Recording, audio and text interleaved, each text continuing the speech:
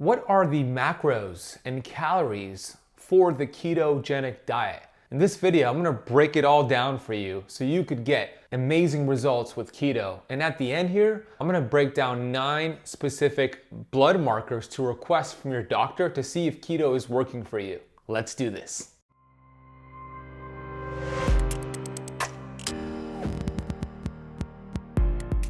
Hey Keto Camper, Ben Azadi here, best-selling author of 3 books, founder of Keto Kamp. Here at Keto Kamp, we're on a mission to educate and to inspire 1 billion people. I'm super grateful you chose this video today. It's gonna help you out on your ketogenic journey. In the previous video, in this 10-part series to how to master keto, we talked about how to deal with common symptoms of keto, like the keto flu, brain fog, fatigue. You can watch that video here after this video is done. This video is gonna break down the macros, the calories, the structure for you to get those results you want on keto. And stick around for the end here because I'm gonna give you 9 important markers to request from your doctor. Let's get into this right now. When you go on Dr. Google and you type in, what are the macros for the keto diet or what is the keto diet, you'll get over 100 million results. There's gonna be a lot of confusion. The general percentages for your macros is going to be 85% fat, meaning 85% of your total calories come from fat, 15% from protein, and about 5% from carbohydrates. Here's the issue with just following those percentages. The body is more sophisticated than just calories in versus calories out, and we're gonna talk a little bit more about that, but here's what I want you to understand. You can get your fat and calories from that ketogenic meal in front of you, or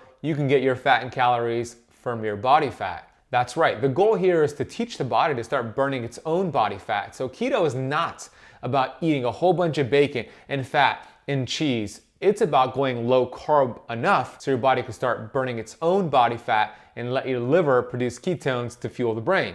It's very important the first 30 to 60 days on keto to actually increase your protein. When you do this, not only is it going to help preserve any muscle loss, but protein is unique because it activates these satiety hormones and chemicals. When you eat protein, it activates cholecystokinin, leptin, glucagon-like peptide, and Peptide-YY.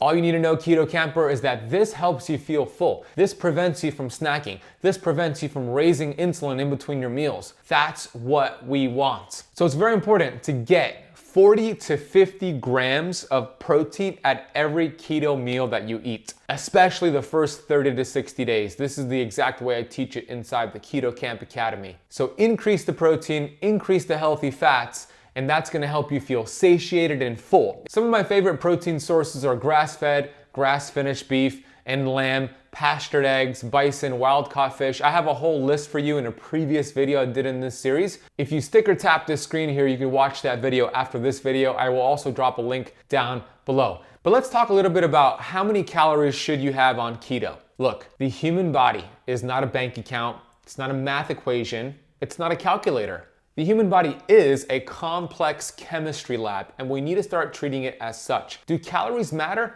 Yes. Are they important? No. They are a huge distraction to what really matters. What really matters is cell metabolism and hormones, reducing inflammation. All the tips I'm teaching you in this video and in all the videos on this Keto Kamp YouTube channel. Food can upgrade or downgrade your biological software. Every bite determines a signal inside of your body. For example, you could eat 1,000 calories of brownies versus 1,000 calories of a kale salmon salad. The person who has the 1,000 calories of brownies, they're going to store fat, they're gonna have a fluctuation in their energy levels, and they're not gonna feel like a rock star. The person who has the same amount of calories, 1,000 from a keto-friendly meal, they're going to burn fat, they're gonna have better energy levels, and they're gonna have hormones that do their job. Same 1,000 calories, completely different response. Calories are a distraction. It's time to develop a relationship with the body where we know we had enough food, let's stop eating. We have mechanisms in place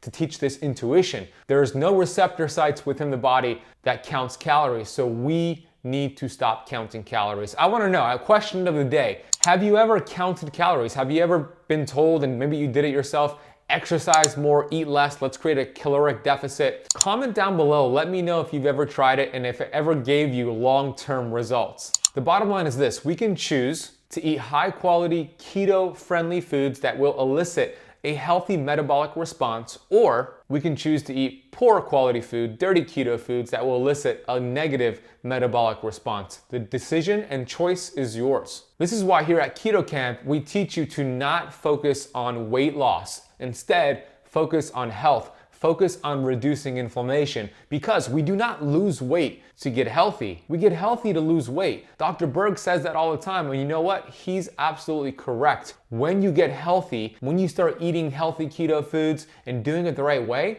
the weight will come off as a side effect. Your symptom will go away by default. And that's what we're all about here at Keto Kamp. We look at health from a cellular lens. So here are some non-scale victories I want you to pay attention to. And then I'm going to outline these 9 markers to request from your doctor. Pay attention to, yes, the number on the scale. You could take that marker on day 1, but go 7 weeks before you test the number on the scale again, because by the way, the number on the scale should not determine whether something is working for you or not working for you. There could be so many reasons why the number on the scale, your weight, will fluctuate up and down. I'll give you a couple reasons. Soreness from a workout, you'll retain water, it might show on the scale.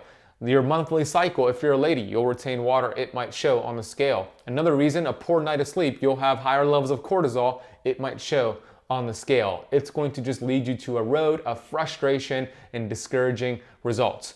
We're not about that. So yeah, take it on day 1, but also pay attention to non-scale victories. Pay attention to how your energy levels are. Are they improving? You no longer have to take a nap in the afternoon?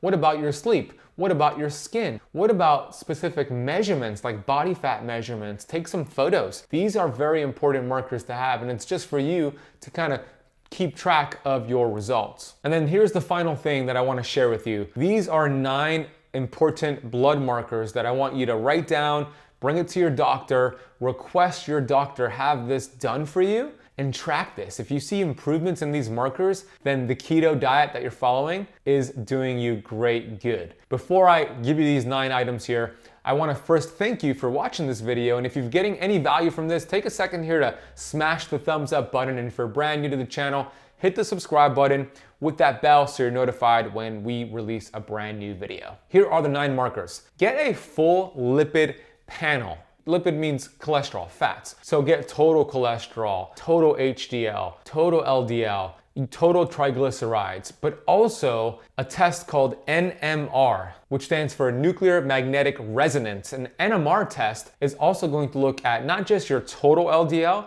but what about the particles? Because LDL is split up into large and fluffy particles and small and sticky particles. The large and fluffy are fantastic. They actually clear out plaque in your arteries, but the small and sticky are the ones that get lodged into your arteries. So the NMR test is going to show you exactly which amount of each individual particles that you have. It is a pet peeve of mine when I hear somebody say, oh, my doctor saw my total cholesterol and total LDL was high and he wants to put me on a statin. Look, more people die with heart attacks and heart disease with normal to low cholesterol than high cholesterol.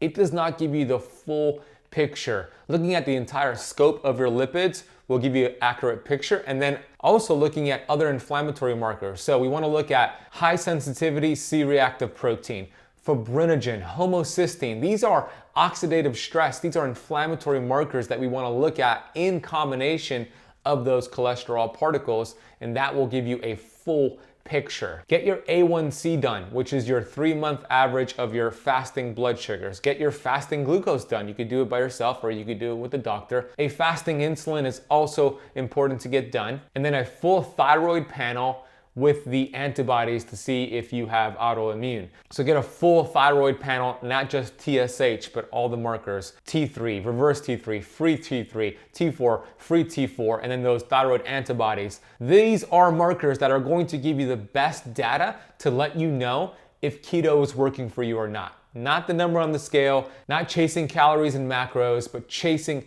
health.